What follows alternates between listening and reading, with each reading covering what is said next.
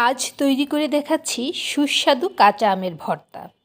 ভর্তা অনেকভাবেই তৈরি করা যায়, তো আমি আজকে তৈরি করে দেখাবো আমার সবচেয়ে সহজ এবং কম সময়ের ভর্তা তৈরি করা। তো আমি তৈরি করার জন্য প্রথমে নিয়ে নিয়েছি কাঁচা আম। কাঁচা আম নিয়ে আমটাকে ভালো করে ধুয়ে ছিলে নিতে হবে। ছিলে এখন আমি এটাকে গ্রেট করব। মানে যদি কাঁচা হয় তাহলে চিকনটা দিয়ে, আর একটু যদি পাকা পাকা হয় তাহলে মোটাটা দিয়েও করতে পারো।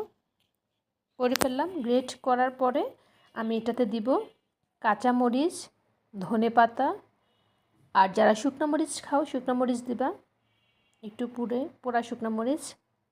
তারপরে দিয়েছি 1 চামচ লবণ। বেশি টক হলে, যদি টক বেশি খেতে না পারো, একটু চিনি দিয়ে দেবা। অনেকে কাসুন্দি দেয়, আমি আবার দিব না কাসুন্দি, কারণ আমি এই প্লেনটাই খাবো। তাই আমি কাঁচামরিচ, ধনেপাতা আর লবণ দিয়ে মাখিয়ে নিয়েছি।